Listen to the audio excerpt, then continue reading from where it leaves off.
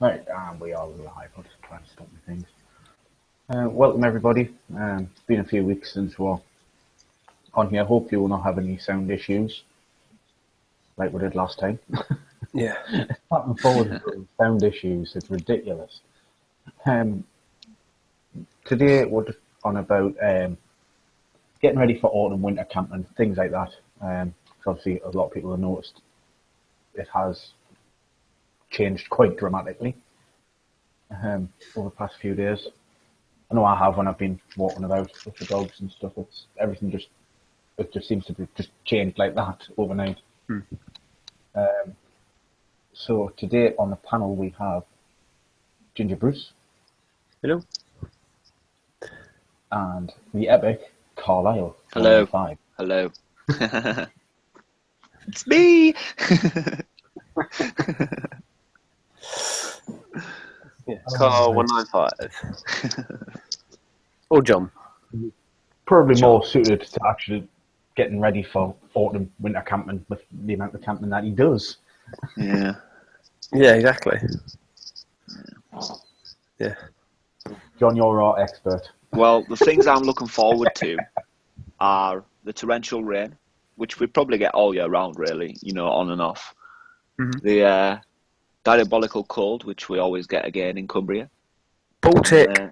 Pretty much all-round shit weather system that we're getting in Cumbria. Yeah. But yeah, the key is in Cumbria and autumn and winter camping is tarps. Lots and lots of tarps. How many tarps do you own, John? I own one tarp, Bruce. You're a bibber. I own a number of tarps for special jobs. There's various tarps of different sizes. Yeah, various colours and sizes of different tarps and bashers and ponchos and other waterproof stuff. So one of everything. It's necessary to have tarps for, right? Because definitely. No, but like I'll just, not that I need to, but I'll just justify the amount of tarps that I own. Okay, I own 22 different tarps and bashers. Okay. Good man. Now the reason why I own 22 different tarps and bashers is I always pack 3 with us. Okay. Right. Simply because in like really bad winter, you want one for the ground. Okay. Because your kit and everything you're cooking is just going to soak all the moisture out of the ground, and it's not going to be fun. Especially, and also with such a wet season and wetness around you, you need a dry space where you can take off your boots, dry them, change your socks without being in your hammock all the time. You know what I mean? So you'd use like a DD tarp on the floor, or would you just get like a? Well, cheap, I'll use tarp? I use I use a 4.5 DD tarp folded up, but. Right. It's also there if I need it as a shelter, you know what I mean? So it's an option. It can be either used on the ground, above a seating area, above a cooking area, next to a fire, or on the ground underneath my tarp. Mm-hmm. So then I'll have my main actual tarp, and then I carry the other one just in case I burn. I set everything on fire, and then at least I've got a backup. Because that happens. That happens, Yeah. That happens, camping in I woods and remember that. the video you were sticking tinfoil on with Vaseline. Yeah. Waterproof your tarp. That was quite good. See, I don't have to do that now because I carry 3 tarps. So the tarp you put over your hammock, do you have a bigger one in the winter and a smaller one in the summer? Well, yeah, I pretty much keep it low in summer, and I don't even carry 3 tarps. I'll carry one, if any, one and a basher. You know what I mean? Because you don't need it. Yeah. The main tarps I'll stock up because you know what I mean. In winter, in wind, with the fire. So if you're camping in -2, and the wind chill's -6, you need a fire pretty close to your setup in order to warmth and keep your water defrosted and everything like that. Mm-hmm. And it's just necessary. I feel like it genuinely is necessary. Yeah. I've been before I could afford 1 or 2 or 3 tarps or 22 tarps. You know what I mean? We just had bashers, and I've suffered with them, and I've had not suffered, but enjoyed the experience where to say, I do need more coverage in winter. So I went out and got it. Yeah. But above my tarp, I'll use a 4.5 by 3.5, and I'll keep it open mainly in summer and and all that. But in winter, you close off the ends, and you're obviously in storm mode so that you don't you can kind of make it into a little tent. Yeah. Well, that's it. Pretty much, you can even put on a 4-point. So that the different tarps, I'll carry a 3.5. I'll use that if it's light rain, not windy. Yeah. A small, the trees are close together down on the beach. My 4.5 will be up in the woodland mainly because, trees aren't that far apart down along the riverbank. They'll grow closer together. Also, if I'm going to a place that's turned out it's flooded, you know what I mean? All of a sudden I'm going up into the woods and I haven't got a tarp that'll, reach the trees. This is why I carry the 2 main sizes of tarps with us. Did you have the 3 metre by 3 metre ones as well? Nah, I wouldn't give it the steam off my piss, mate. I can't. It's just buy a basher. It's cheaper for the same size. You know what I mean? Why spend 50 quid on a thing when you can get a £20 basher that gets the same coverage? 3.3s on a DD right. Just say that the DD frontline hammock, right? Yeah. Once you've got your storm rings in there, yep, your storm rings still need to be under the tarp. Do you agree? Yeah, definitely. So that nothing goes beyond your tarp, your storm rings into your hammock. So therefore, once your storm rings are on there and you've got equal space for all your underquilt and all that, there physically isn't enough coverage on the tarps to cover your storm rings at each side. You've exceeded that 3.5 metre gap. So why not spend an extra £5 and get either a 3.5, which gives you just enough coverage, but if you're getting gale force winds, it's not going to give you the coverage because it's going to go right underneath and it's going to hit your storm rings anyways. They don't do a 3.5 by 3.5, do they? It's like 3.5 by 4 metres, isn't it? Something like that. It's not a square. Yeah, but no, they do a 4.4. They do a 4x4, which I find I've owned one, but I don't own that size anymore because I just find them a little bit too high up off the ground. That's why I go for the 3.5 in width and 4.5 in length. Okay. But then you can also turn that 4.5 on its side and have the width of a 3.5, but then you can put it right over the top and then down as a ground shelter as well. Yeah, that makes sense. So it's like it's like a half moon all the way around your hammock. Yeah, that makes sense. Yeah, so that's why I like the variety of the different size tarps. Yeah, because a lot of people get the 3 metre tarp and then put it like diamond way, so put it corner to corner. Yeah, but again, in wind, the diamond formation doesn't give you that coverage you need. No, true. Because at the peak of the diamond, at the bottom and the top of your hammock, you're not getting that coverage that you are getting in the centre of your hammock. Yeah. So it's sort of so that you've got 4 top sides of your head and 4 top sides of your feet. Yeah. No, it makes sense.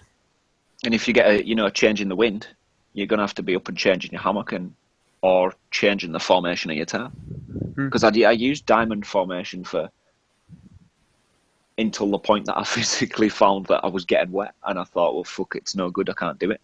Yeah. I think a diamond formation is just simply for sure. Or sunny days. Yeah.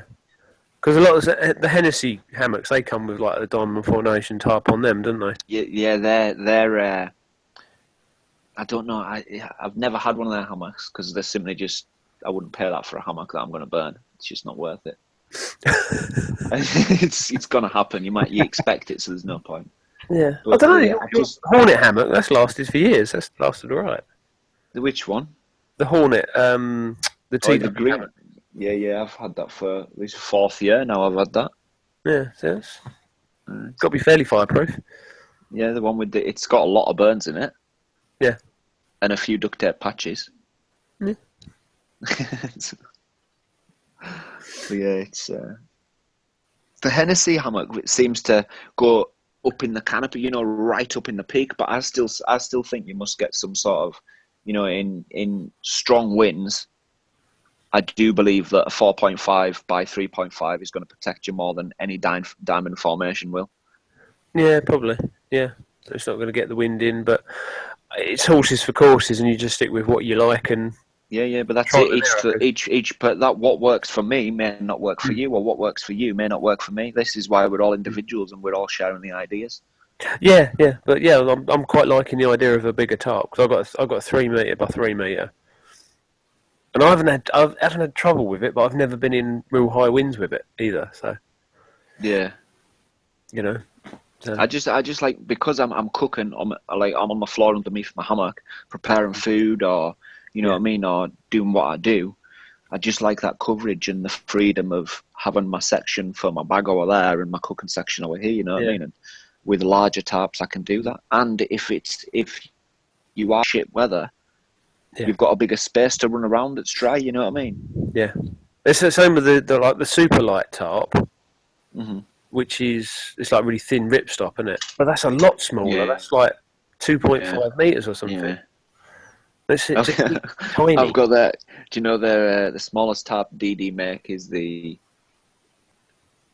0.5 by 1.5 or something? I've got that, mate. I use that to cover my rucksack in bad weather. I just basically wrap it around my rucksack, bungee cord around it, and leave the straps out, and that's my waterproof cover for my rucksack and my sleeping bag on the way to camp. Oh, bloody hell. Yep, that'll do. So, and your backpack got a rain cover built in? Or you just, when you're at it? Yeah, like 5 years ago, Bruce. Oh, I see. This bag's old. No, it's not the same, though. A separate one? That's cheating. You meant it? No. Yeah, but it doesn't fit because my sleeping bag's on the outside of my rucksack. And if it covers the sleeping bag, it doesn't go over the hood of the rucksack. Or it goes over the hood of the rucksack and it doesn't go over the sleeping bag. You should have a word with Ant. He'll sew you one up. Get on his sewing machine, make you one. Bruce, don't fix what's not broken, okay? I'm happy with my tarp. 3 winters that's seen me through. I'm happy with my tarp. And truth be told, I've no idea what else I would use that small tarp for. Oh, it's just too small. Was it like a ground? Yeah, it's just tarp? Too small, mate. Yeah. It was actually like a bivvy tarp, but from head to toe, like it'll go to my ankles and my feet will stick out the bottom of it. Oh, that's crazy. Mm. Yeah, I suppose if you was hiking, then you could just prop it up with a couple of hiking poles and well, that's bivvy under it. Yep. Or stop and have a map read and a cup of tea or something like that. Yeah, smaller and lighter. Because in a bivvy, it don't matter if your feet are sticking out the bottom, does it? As long as your head's under it. Yeah. Well, that's it. Get you out of the wind and the hail and whatever. Yeah. Yeah, but then see, in a bivvy bag, I'll sleep is a puddle of water will start forming on my lap. Yeah. You know what I mean? Where you'll end up like having an indent, like where your legs are separated or something, and that'll fill up with water overnight. You know what I mean? So you'll wake up and there'll be like a pond on your legs where your feet are keeping the water in between your knees. Yeah, I quite like the hooped bivvy bags because they actually do have the water run off them. Yeah, they'll run it off. They're good. I don't think I could close myself in some of that close to my face for. Yeah, well, the hoops actually sort of, I don't know, keeps it about a foot away from your face. It's quite good. Well, I've got one, but I haven't got the actual hoop for it. So whenever I do use it, I just go and hunt round for a bit of willow, and pull the leaves. I've got willow in my. And just stick that in there instead. And then my poles in the Hornet disintegrated about 1.5 years ago, and I've been using willow in that ever since. Like. Yeah. What's the point of carrying it when you can make it when you get there? Same with pegs, isn't it? Yeah, exactly. Yeah. I'll just be 1 second. Yeah, that's right. Yeah. So what other things change this time of year? Obviously, you've got a lot of leaves falling, so that's going to allow a load more wind through, isn't it? Yeah. And you also got leaves on the ground, so you can nicely break your ankles in rabbit holes. So I noticed that when I was in the wood the other day, it was chestnut wood, and the amount of chestnut leaves that have fallen, and now they're really crunchy leaves, and they just make everything look so nice and flat. And you walk along, and you got to be really careful with rabbit holes, you know. And that was when I do that friction firelighting in there. That's a couple of weeks ago now. You know, it was still in August. So the little wood just over the road from me, it's that thick. There's loads of branches and everything on the floor. Because everything's that thick above it, you can't see them, so you're stepping onto them. Yeah. They're either snapping or you're putting your foot in between and you're nearly falling over. Yeah. It's annoying having leaves because there's quite a lot of deer in that wood, and you're trying to walk quietly and just walking through leaves is bloody annoying. Whereas most of the time you can kind of watch that you don't tread on the sticks and stuff and make a big crack noise and scare them. But there's some big old fallow deers in there, and you can get quite close to them if you're quiet and move slowly, and if they look at you, stand still. But I've got up to them a few times, but it's sort of, as soon as you go and move to get your camera out to film them, they run off. I know I was out the other day and a little harvest mouse ran in front of us. Just one side of the road to the other, and you think, hang on, why didn't I have my camera out or anything? It's always the way. Yeah, I did it in the woods once. I went out in the woods and I said, I'm not coming home until I've seen a mammal, whether it was a rabbit or... Because there was birds and stuff flying around, and I saw a stoat, and it ran across, stopped right in front of me, and then ran off again. It was a stoat or a weasel, because there's not a lot of difference in them. And I was so pleased I'd seen it, because that meant I could go home. But I didn't get it on camera, because it's just so quick. But, yeah. Annoying. But nature's like that. I had a rabbit start walking towards us the other day. It was just walking down the path towards us as I was walking up, mate. Because I wasn't exactly being quiet. Either was making a racket because I had loads of bags. It could have been an early stage mixie. More than likely. Cause I've seen a few this year already. Well, yeah, I found 2. Not last week, week before, at the nature reserve. Yeah. But seemingly it's not on their land, right. So they'll not do anything about it, even though they were facing away from their land about 3 foot on the other side of the path. It's like, yeah, I can't even tell you where they've come from. Bloody idiots. Yeah, it's weird, Mixie, because it kind of has waves. Some years it's really bad, and some years you hardly see it.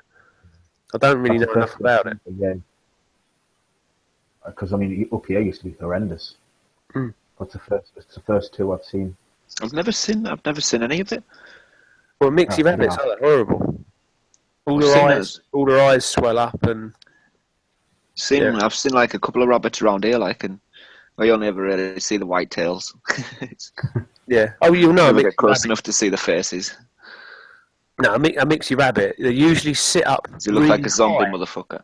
Well, they usually sit up really high in the grass, listening because their eyes are shot. So they'll sit up, their head up really, really high because they're listening, because they can't see. So if you eat one, can it poison you? I don't think it can. It's not like a human disease, is it? I wouldn't like to put it into practice and try. I wouldn't want to put it in practice because it affects all their renal system, all their kidneys and their liver and stuff. Oh, right.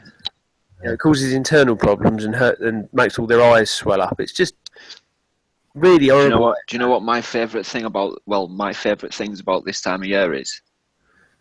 What's that?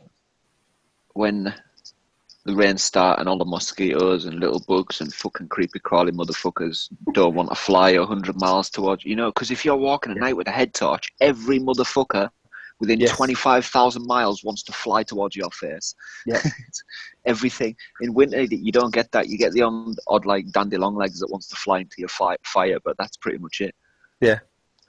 Yeah, because you always find that, like, on sort of a light evening, you're sitting looking at it thinking, there's no mozzies. You look up, and there's a massive cloud above your head. Yeah. They're just taking not that I'm scared of them. I just find it irritating. You're trying to do something, and they're like bombarding your face. Yeah. And your eyes and that, and you're breathing, and they're going in your mouth, and it's not nice, like. Yeah, and those little thunderflies as well crawling all over you. Horrible thing. I lifted my bag up this morning and there must have been about 1,000 beetles sitting underneath it. It's just like little beetles and that everywhere. Yeah, you need like an airlock, like a decontamination. Like shaking, and like as I'm packing my bag, I'm giving everything a shake to get all the beetles out of it. Listen, wood lice and spiders. I normally get home. If I'm using my chainsaw, I get home and like every pocket and every boot's full of sawdust. Everything's fucking. I had like fossilized beetles in the bottom of my rucksack. I don't know how long they've been there, but I had to clean that out. Oops. Because I never really like clean out the bottom of my rucksack. Maybe like once every 5 years or something. Yeah, Fossilised beetles and that. You think for all the extra weight? That's why I emptied it out today. I thought, fucking 9 beetles, man. That's a joke. That's like 1 kg of weight, that. Yeah, exactly. You know, all these people go ultralight camping and that, and spend. I'm carrying fucking beetles for the joy of it. Just empty the beetles out of your kit, you'll be fine. I don't have much bother with flying insects around here, simply because there's that many bats flying around. Oh, that's good. See, we've got a lot of bats, but I just don't think they can keep up. Yeah. Oh, I can sit there. I normally, like, when it's just getting to dusk and it's just starting to go dark, if I stand in the garden, I can actually see them flying around the farmers' fields and stuff. Yeah. Literally about 20, not even 15 feet away. Mm. But it's bloody pitch black though, so I'm never gonna get a photo. Yeah. I always get the urge, right? Do you know? I always get, when I see loads of mozzies around my campfire and that, I always get the urge to get like a massive, huge cow shit and chuck it on the fire.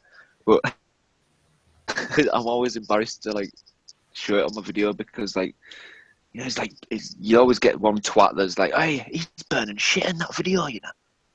You know, get one. Well, mugwort's quite good for that, you know, John. Yeah. Normally just use like find a hard crispy cow shit on the side of the field, man, and just hire that on. Well, no, just smokes and steams like anything and keeps it just. Well, no, it doesn't really. It does smell like shit, you know. Don't get me wrong, but it fucking keeps everything away, like.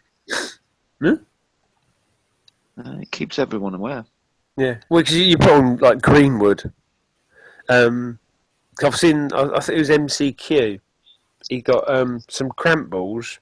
And then packed moss around them, lit the cramp balls, and then packed moss around them, and it just sort of, where it was wet, it was just making, and then made like on a little stick, so a big like ball of moss on the end of a stick, just smoking away to keep the mozzies and stuff away. Mm. It looked quite good. God knows how effective it actually was, but it looked cool. Now we've got no ticks round here. I've never seen one tick. That's a good thing. Well, I suppose if there's like sheep and cattle and deer, the sheep, cattle, and deer. The sheep, cattle, and deer. Oh, I man, it's fucking everywhere. But I've never once seen a tick like. That's a good I've seen thing. many few, but I've not seen many. I just get great joy once you pick them off a dog or something and squish them and they're all filled with blood. It's one of the really satisfying things about just standing on them when they're full. Yeah. I mean, I always when I get home after a camp, I always check.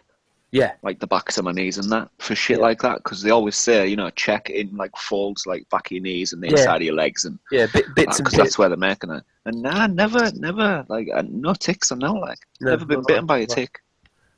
But so now I've been really lucky being bitten by mosquitoes this year. I think I've been bitten like 3 or 4 times. Whereas I don't get bitten either. I don't know why. They just maybe I'm a smoker. They don't like me.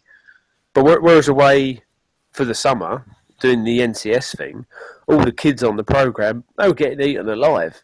They were just the kids, they did the expedition where they got to walk like 13 miles, camp out in bivvy bags in the field. In the morning, they've been eaten to bits, but I just didn't get bitten. It's just you know, they went away thinking. You know, they went away thinking that gingers had special mosquito repellent power. Yeah, they probably did, yeah. Gingers magical. But then one of the camps, I did find some mugwort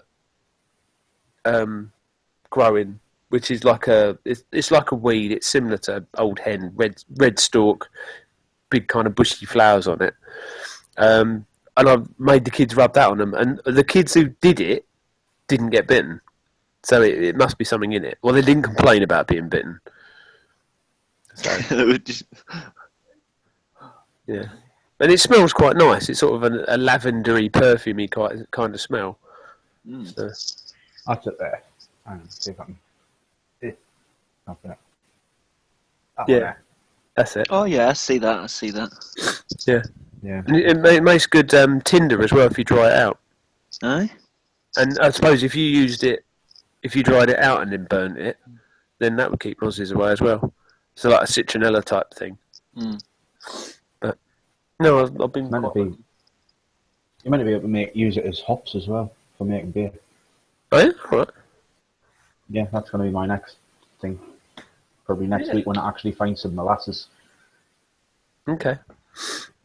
Well, just black treacle's molasses, isn't it? I don't know, but it says molasses. But I've been to every single bloody shop. I can't find it. So it's either I think black treacle is molasses. Same thing. I'm going to go to Holland Barrett's. It's only a couple of quid for a jar. Yeah. Either go to Holland Barrett's or just go to the local feed shop. Because I know for a fact I'll get it there. Yeah. The stinging nettles works like hops as well. Well, I've got some stinging nettles that I've collected today. I'm going to save the seed off them Okay. and mix, add the things. Yeah, the seed's really good. It's an antioxidant, isn't it? It's probably as good as just nettles in general. Yeah. See, interesting stuff. Very interesting. Yeah, the one I want to try is next year when all the nettles die and you get just the white stalks. If you get a whole load of them and just crunch them up, all the wood bit falls away and you just get left with cotton.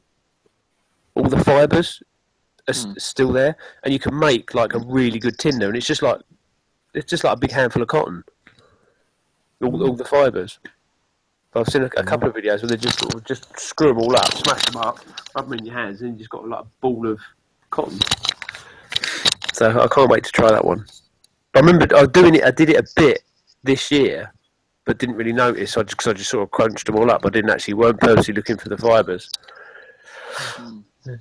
Yeah. That's Handy bit of tinder, though. I love free tinder. Yes. I love free tinder. Yes. Birch bark and all that. My favourite has to be birch bark and pine resin. Yeah, and pine needles as well. Pine needles are quite good. Yeah. When you get around the bottom of the tree, when they sort of... yeah. Spark a lot, though. Yeah. Pine cones, they can be quite good as well. And... yeah, usual feather sticks. Do you ever look for fatwood? I see. I never really thought about, because I've got so much fresh crystallized pine resin on the outside of the trees. I never really find it. I find it pointless seeking the pine wood out because it's that I've got chunks of pine sap on the outside of the tree that I can just pretty much lift off. Whereas in all that work to get to the root to get the pine wood. I mean, I could get it, but maybe once my pine sap. All you got to do is just look for any branch that has snapped off. Yeah. Around the base of the tree, and just snap it off and smell it. And if it smells really strong and it's like a dark orange, that's fatwood. I normally just when I see a fallen one, I'll go around the bottom branches of them, and I'll just take them off level with the tree with my Laplander, and then 2 inch of the actual thing. So I'm left with 2 inches of pure fatwood. But I just use the crystallized resin. It's so much easier to get at. So do you purposely put an axe whack in a tree and then come back a few weeks later? No. I've never had to do that. The trees do it on their own. No, that's right. It gets to the point where sometimes it bubbles up on the outer skin, and then you just basically just press it with your finger and it'll squirt out. Yeah, oh, that's good. Yeah, because I've seen people do it. They'll welt a big lump out of the tree and then come back. I'd never deliberately do that. No. I've went around and I've cut the bottom branches off a tree. Yeah. The very low level branches, the first ring around the tree. Yeah, they're usually dead anyway. Yeah. Well, I'll cut them off, and then it'll probably leak through there anyway. So. Yeah. But I never. I hate people also that'll just run up to a tree and fucking stick their axe in it. Yeah. Sticking in a tree, and also people throwing axes into a tree. Yeah, just over and over. Get a fucking tree stump. What's the point? Yeah. I've got a thrown tree stump which I've never used, but I've got one just in case I get the urge. I was out the other day with the dogs, and I came across a kids' camp. Oh, honestly, the state of it. They chopped all the young birch trees down, and every single stump was sharpened. This ain't nothing funny. You're going to run down there in the middle of the night and you're going to fall on one of them. Oh, man. Someone's going to find... when you just go down, you just think, what the hell? Literally every single one that they chopped down. Yeah. Because I tell you what they looked like they were trying to make You ever seen the Mountain Men programs? Yes. And they go trapping for the marten, and they've got the pole Yeah. laying up against the tree. That's Yeah. what it looked like. And when you look at something here, you just think, you absolute knobs. Yeah. 'Cause I found that camp, it was in my last video when I was doing that friction fire, and there was just cans of Coke everywhere, and vodka bottles, and Rizzler packets, and strange little plastic bags with leaf motifs on. I've actually done well this summer. Only one of my camps has been bothered, That's good.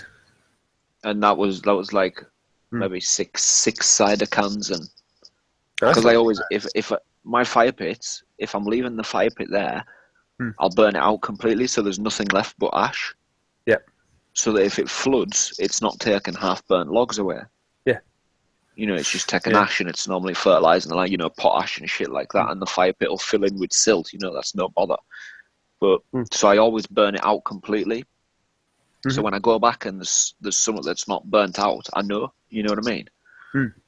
And yeah, there was like half burnt logs in the fire and some cider cans. I just the worst bit about it is they could have just burnt the cider cans. Yeah. You know what I mean? Because that's all I did. I just started a bonfire and just burnt all the rubbish. All the cider cans, they just disintegrate at a certain temperature. Yeah. And it's going to be a campfire anyway, so it doesn't matter if it contaminates the ground a bit, because it's going to be used for a campfire anyway for years, so it doesn't really matter. Dude, there's like fucking, you know what I mean? It's floodland. Yeah. Yeah. You know what I mean? There's fucking council signs and washed up hen pens and half barns smashed up on the rocks. You know what I mean? Where the floods just took the Lake District and just brought it down to Carlisle. Yeah, that's true. Yeah. They've done a bit of dredging this year. Say again, Matt. What do you say, Matt? It's gone quiet now. Not talking to you. You still there, John? Yeah, I'm still here.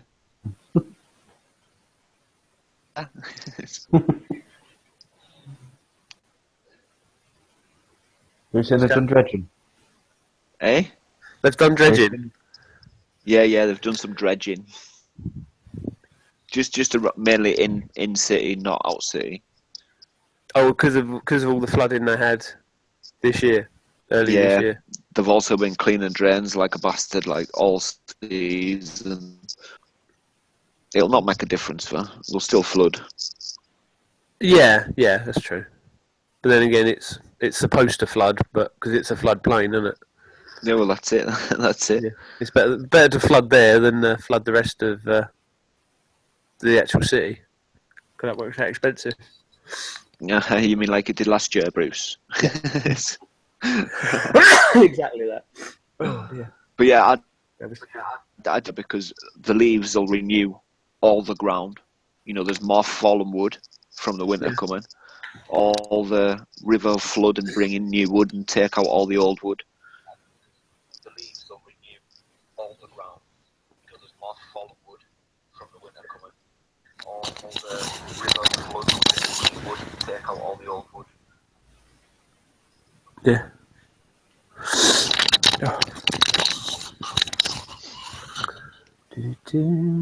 So do you change your kit much, Bruce? No, I just pack it for whatever camp I'm doing, to be honest. No, I'm the same. Yeah, because I obviously don't camp every single week, but it's sort of if I'm thinking about doing a traditional type camp with canvas tarps and real heavy stuff, or whether I'm going lightweight but I think where I used to work in the butchers, I spent far too much of my life being cold. Yes. You know what I mean? So now it's just like, no bollocks, I don't care if it's heavy, I'm taking it. Yeah. Because I want to be warm. Yeah. Well, that's me. I might as well be comfortable. I do it every week, you know what I mean? Yeah, yes. No point being miserable, is there? Nah, not a chance. I've got a mean setup now too. It's so warm. I love it. Where are we? Want to get some waders this year too? Yeah, that's quite a good idea, actually. I feel I need it, man. Not for like wading through the river in winter, but just for the sheer mud. Yeah, for the mud and all the wet plants and stuff. Yeah. Yeah, that's got a good idea, to be honest. Last year, man, I was soggy at least 90% of the winter. Yeah.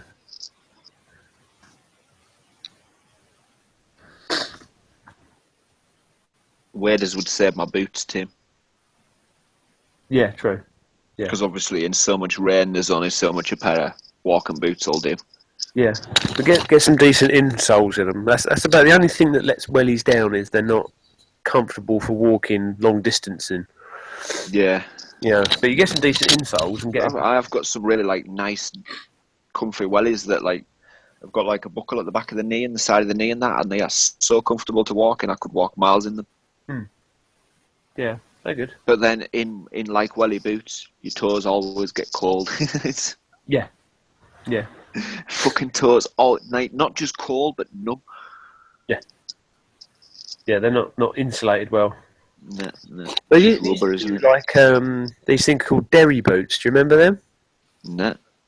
Yeah, they were good because they were like all fur lined, but they were like a rubberized fabric. They were Oh my god, there's just been a massive crack of thunder. Ooh. Your power's going to go out soon, is it? I don't know. Sorry, I've got backup power. Oh, that's right. Be good. My internet might go off, Yeah. but I don't know. Probably won't. Don't know if anyone's actually seen on Facebook Ron Swanson. Oh, his dog's gone missing. Yeah, I saw that. Has it not just run away, or has it been taken? Don't know. It says last time it was 1:30 in the afternoon, and then the dog just disappeared. Oh, It man, could bless have him. been taken. He hasn't been living in that area for long, has he? No. Well, it's a German Shepherd. It might have gone home. Yeah. You know, dogs like that always run home, don't they? Yeah, well, I looked on Facebook and someone who lives near his old house said he was going to keep an eye out for it. Mm. So. Because it's a German Shepherd too. They're quite valuable dogs, really. Yeah, definitely. Yeah. Well, it's a black one, isn't it? A black German Shepherd or Aye. some sort of... I don't know if it's actually German Shepherd or something else. Yeah, it's a German Shepherd. It's a lovely dog, though. I think it's a German Shepherd. Anyways. Yeah, because all different. It's pretty cool something else because it's black. God knows. But anyway, I don't know. Don't know enough about dogs, to be honest. So yeah, I'm going to do canvas this winter. Yep. I want to start canvas ditching tent or canvas tarp. Well, I have a new canvas tent now. Right. Well, it's not a new one. It's one I've used before, but I bought a new one because I'm I'm really bad for it. Well, you know I don't look after my kit. Yeah. And I leave shit and it goes mouldy and shit happens and you have to buy new ones, stuff like that. Yep. But anyways, I bought a new one and this time I'm going to try and look after it. Yeah. Is that one of those sort of little pyramid tents? It's the no, is it fuck? I want one with a rubber ground sheet, man. You know the Dutch Army tent that I had, the desert camp. Yeah. Yes. The one I meant. Yeah, sort of that one. Yeah. It's the only not a lavvy then. No, fuck that, man. You ever tried a lavvy? I'm 6. Yes, I have. I'm 6 foot, dude. Right, I slept in a lavvy, right, and I slept flat on the floor. I hate tents that aren't joined up. You know, what's the point in having a tent? You might as well just take a tarp. Yeah. If it's not got a ground sheet, at least then you've got the option of folding it so you have a ground sheet. Yeah. Yeah, I don't get those lavvos at all because... Also, if you put a bed in them, like pushing out the actual side of the teepee, and my feet is pushing out the side of the teepee, so you can't use the bed in it, or I can't. No. Yeah. I just, you know what I mean? What was it, like fucking First World War when they were invented? Yeah. Well, they should have stayed there. I think what they're for is if you're out with a hike with, 2 soldiers out on a hike, you can like squat in it until the thunderstorm's finished and have a brew and then put your put your Right, poncho back on. And, you know, every single soldier that's ever made to carry a lavoo, right, got into that situation, thought, fuck it, I'll just use my basic army poncho. It'll be lighter and easier. yeah. That's why there's so many left over now. Yeah. But then again, if you're making them carry heavy kit, it's good training. I mean, isn't it? Gary swears by the lavoo. He loves his lavoo. You know what I mean? Yeah. So, you know what I mean? As I say, each to their own. What doesn't work for me or what I don't like, may someone else love. Yeah. The thing I like about the lavoo, one, it's nice and warm inside it. It is like a bloody oven. And it's black. It's properly dark inside it. Yeah, see, my Dutch Army tent, that's what I like about that, because it's warm as shit. The ground sheet's like thick rubber industrial. It's not like the flimsy ones you get on tents. With the lavoo, you think you could make 2 ponchos out of a modern lightweight fabric, do exactly the same as a lavoo, but a bit taller, so the circumference is bigger. Cheating it. And that'd be good. And it would weigh nothing, because you'd make it out of like parachute material, whatever. You could just and do the pyramid formation. Yeah. And just keep it the same, and you could have a hiking pole in the middle. It's a good idea. It's just doing it in canvas. It's too bloody heavy. But bearing in mind that's maybe all they had back then. Yeah, but then again, it's not going to be as warm, and it's not going to be as dark. So yeah. And also, were they not canvas so that the campgrounds couldn't be singeing blitzes and shit like that because they were dark? Possibly, yeah, might be. You know, so they couldn't be seen outside the tent if there was smoke. Yeah, I've sat in one, but I've got one. I've just never used it. I mean, I've got one. I used it for a ground sheet one year in a shelter, and then it got mouldy, and then I just chucked it in the bin. Yeah, but they're kind of a good idea. Then again, with canvas stuff, it'd probably do it just as much good to put a canvas tent up and just leave it there for the winter. See, Gary did that with his Dutch Army camo one. Right. But it leaked because the ground was sloped, and it's like a swim pool in the bottom of it. And he poured literally 5 litres of Fab Seal over the top of that thing, and it just didn't even save it, because the zip is never ever going to be waterproof. No. So when I always use the Dutch Army tent, that doesn't ever sees the rain. I've always got a 3.5 up above it. Yeah. So it never sees the rain. I just like it for the warmth factor and the fact that I can get it really, really close to my fire without waking up on fire. Because you set fire to a tent before. Yeah, that'll ruin your camping trip, that, you know. Yeah. You've been in a tent while it's on fire, haven't you? Twice. Twice? Yeah, twice. What, the first time it was really an accident. I was like lying in my sleeping bag at night time, and a gust of wind just took the whole bed of ash out my fire and dumped it on top of my tent.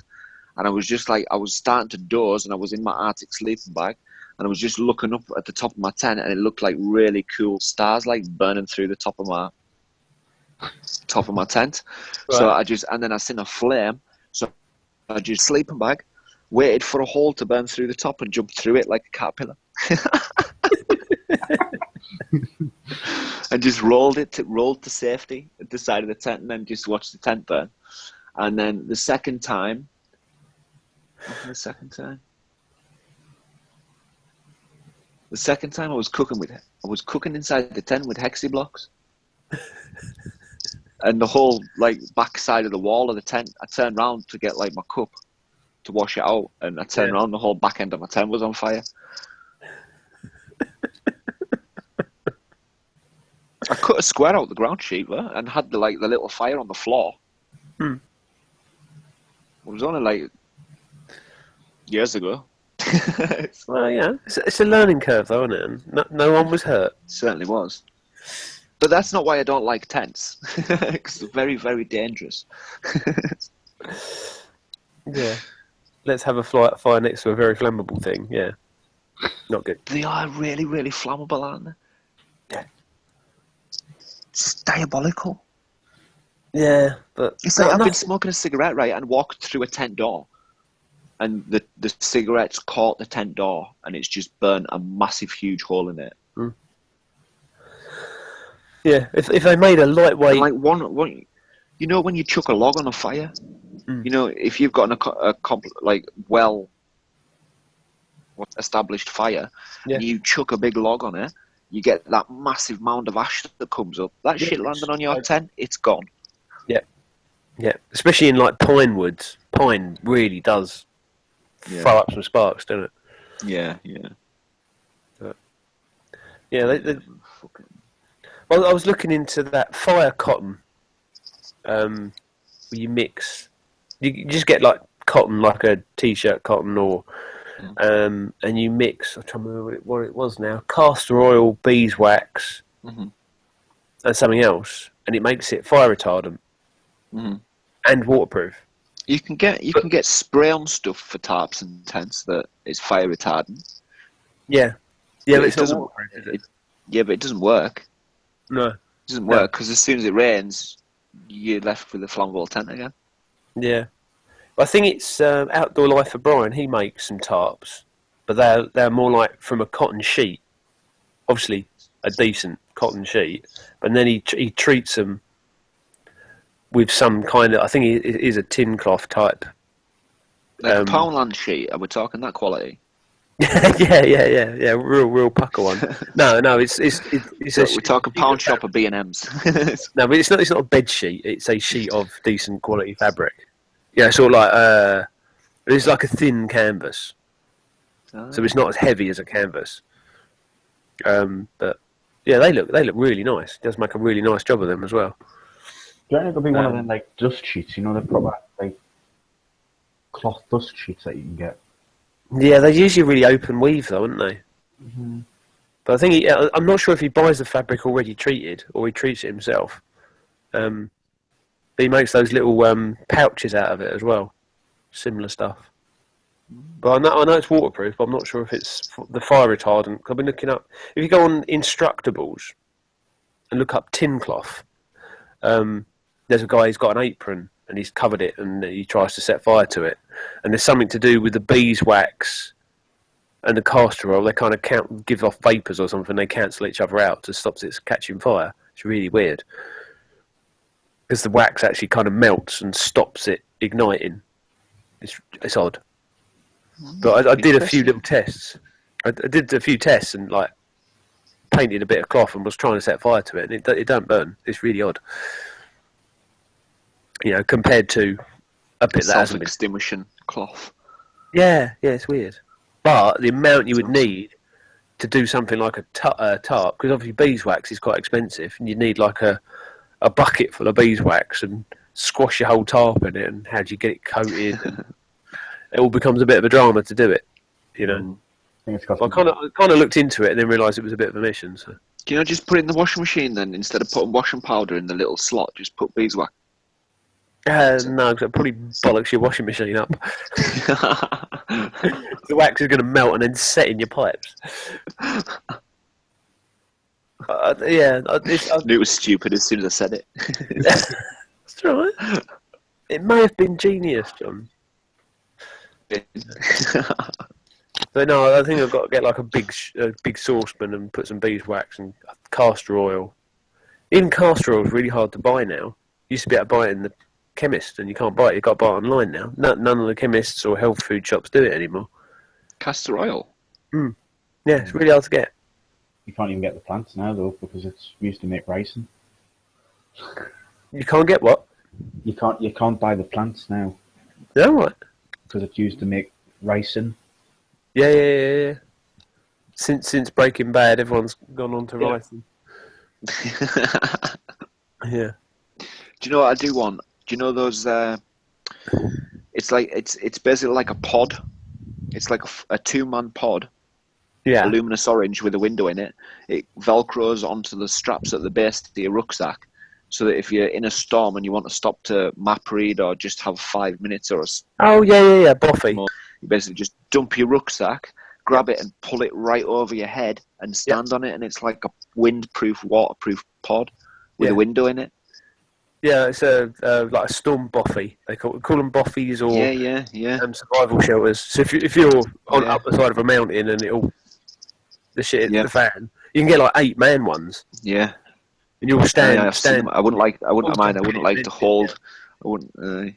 You'll like go up like a parachute off the side of the mountain, hadn't it? Yeah, well, that's the thing. You got there's a specific way of opening them. Yeah. You all stand around it, get hold of it, and then duck your head in it, and all sit down and sit on it. You know. But if you're in a massive hailstorm or snowstorm, it's really nice and snug in there, and it'll warm up really quick. Yeah. Well, literally, you can get 1 and 2 man ones. I'm just gonna get a 2-man one for me and my rucksack. Yeah. They're about stop in winter just to have it there. Yeah, 20-30 quid. I like 21 quid on eBay. Because it's out of storm season at the moment, so that's when it's time to buy stuff like that. Yeah. But it's one of those things that they're really hard to pack back again. You got to be really careful packing them back. You got to pack them back really tight. Yeah. Because otherwise they take up too much room. But other than that, isn't that it's like this? Say again, Matt. I was going to say, isn't that one company that makes them that will actually, if you have to use it, they'll actually pack it back for you and send it back. Right. Somewhere where if you have to use it, all you do is send it back to them and they repack it for you properly. Yeah. Oh, that's awesome. I can't remember where I've seen it, but I have. Yeah. You obviously use a machine to compress it somehow. Yeah. But even then, 21 quid for something that can save your life and get you out of a blizzard, you know what I mean? Yeah, exactly. Yeah, it's money Who well wants spent. to repack it, you know what I mean? Just hire it in your rucksack and go on. Yeah, exactly. Repack it when you get home.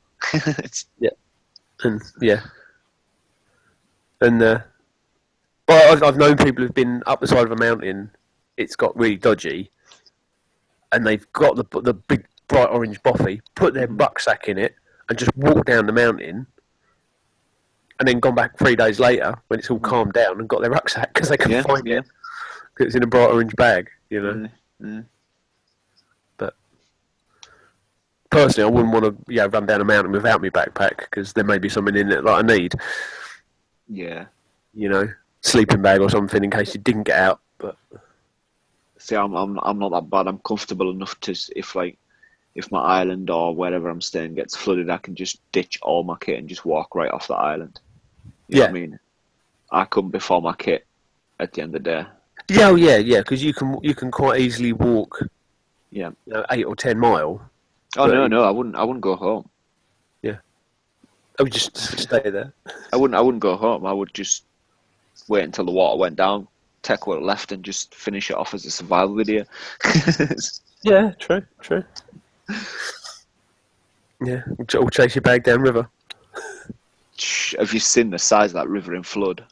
Yeah, it's evil. It's almost like, you know, when you see it start rising every week, and you just start getting that little bit of nervous about you because you know that it takes whole walkways away. Like, yeah, what would actually be quite good is if now, while the river's low, try and remember some trees and like stand next to them and film the river, and then go when it is in flood, go back to exactly the same place and take exactly the same shot, and then do a video of this was before, this was after, this was this shot, this was after. That would be really cool. Really? You know, but it's just that having to save it and think about it. But that would be really interesting. Then I think people, because they see the river every week anyways. Yeah. You know, if I went to it one week and it was absolutely diabolically massive, they'd be like, they'd notice, like. Yeah, you probably, the amount of videos you got, you'd see it anyway. Because you'd see, you know, from walking across it ankle deep to it being 20 feet deep, that's that whole valley underwater that I walk through. Yeah, it's mental. Yeah, and it keeps changing direction as well and taking corners out. And I know. It's like you go to one bit where the path was last week and you think, right, it's completely gone, there's just river now. Yeah. I remember there's one of your films, you're like, where's my beach gone? Where have they put my beach? But I just took my whole beach away. I was like, what the fuck? You're so annoyed. Just like, where am I going to camp now? Where's my beach? But that's it. My whole, like, 2 years ago, what used to be my first base camp is it's a riverbed now. It really is. It's completely gone. And now that there's another part of land that's exposed, I've just been using that instead. Yeah. That's a good thing about it because it changes yearly. You know, it doesn't feel like you're camping in the same places every time. Yeah, that's true. Yeah, it's just a constantly changing environment. Yeah, not bad. I do like islands, though. A lot of people couldn't sleep because of all the running water, but it just doesn't bother me now.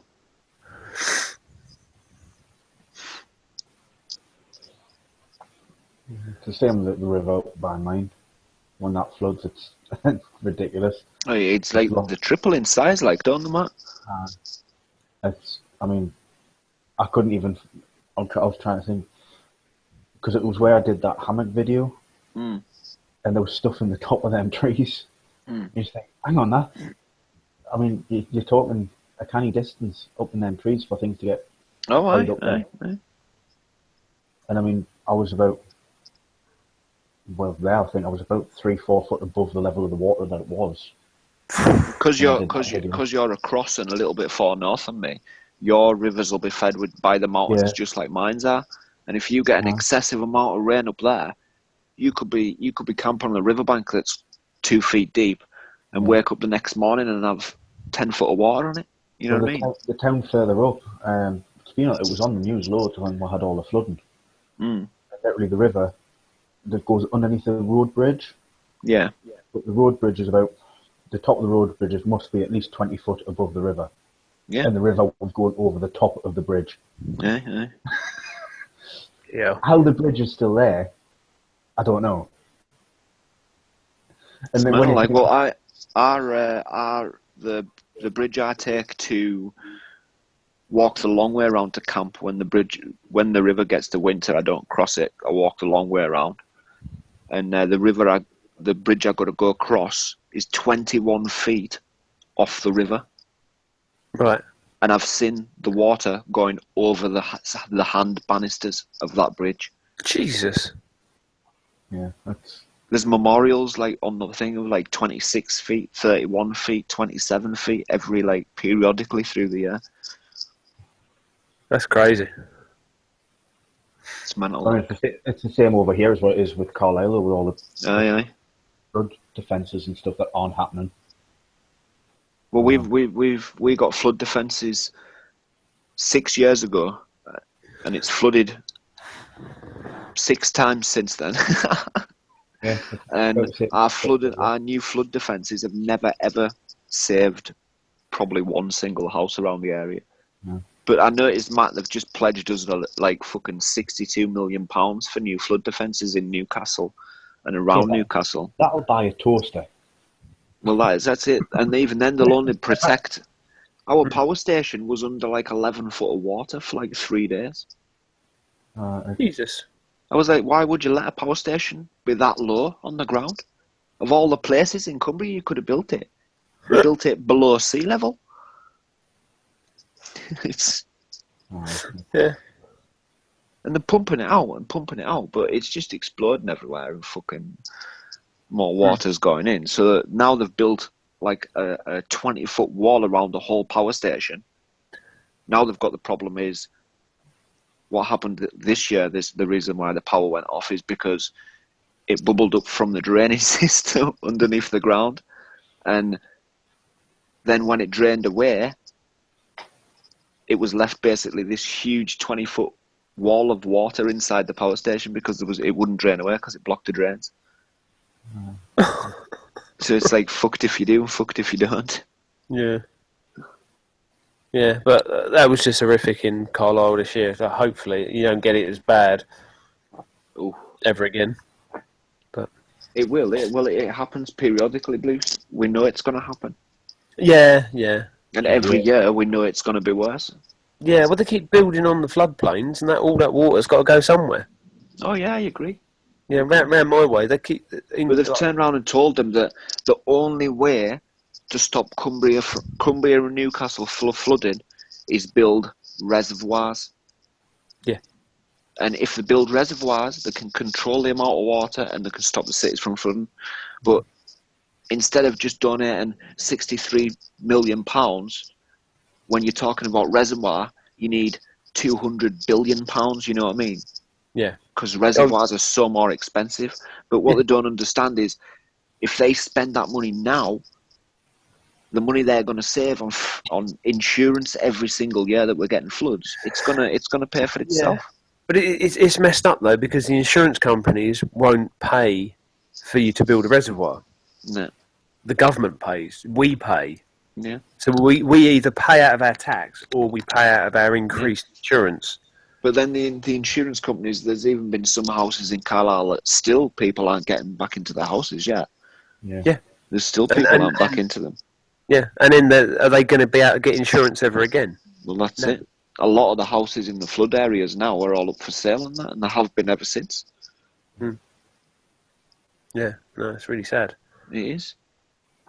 Yeah, because... But then I can say that's really sad, but I dwell on them lands, you know what I mean, when I'm camping. Yeah. And what it may be evil and the bad shit about flooding, man, but it's some fucking juicy camp lands along there, man. Yeah, it delivers you some new firewood, doesn't it? Yeah, that's it. People's sheds to burn on my campfire. It's like their misery is my warmth at night times. Yeah, you got all their children's teddies and... Oh, no, I've never had the teddy wash out. I've had like footballs and I've had a shed. I've had a chicken pen. I'm still upset that you killed Wilson. He floated away, man. He floated away. You should have put him somewhere safe. I did. I put him in a tree, like 6 foot up. I didn't realise it was going to go that high. You know how delicate he was? He Irresponsible. He had a good life. He had a good life. Well, he's gone off like little as hobo to help someone else, has he? Yeah. He's like Lassie. He's like gone somewhere else to save someone else. He's like, yeah. Around the world. Yeah. Like 5 years' time, we'll just see like a football wash up on like Japan coast or something with a little Chinese kid running along happy as day with Wilson. Oh dear. It's 10 o'clock. That's mental. Just The worst bit about it is, right, just one thing. If anybody walked into that camp while I was sitting there half naked with a football, talking to it, calling it Wilson, that would have been the end of Carlisle on their 5. No, it wouldn't. Dude, they would have fucking sections like that. There's a naked man 8 miles from home sitting around a campfire talking to a football that's got mud on it whilst eating pork chops. Very nice. Oh, nice. And that's your thought of the day, people. Yeah. But was you happy talking to Wilson? Yeah. I was very happy, Bruce. I was very happy. Exactly. Who are they to judge? And I'll meet him again someday. He'll be back. Yeah. He'll be back. They always come back. They always come back in the end, Bruce. After he's been around the world. I'll just be watching next flood season. I'll go back and there Wilson will be sitting by my campfire waiting for the camp crack. Back in the same tree. Right. And I think on that, it's time to end today's chat. Wilson!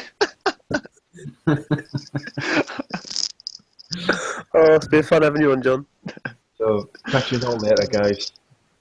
Bye from me. Bye. We'll see you again. Bye.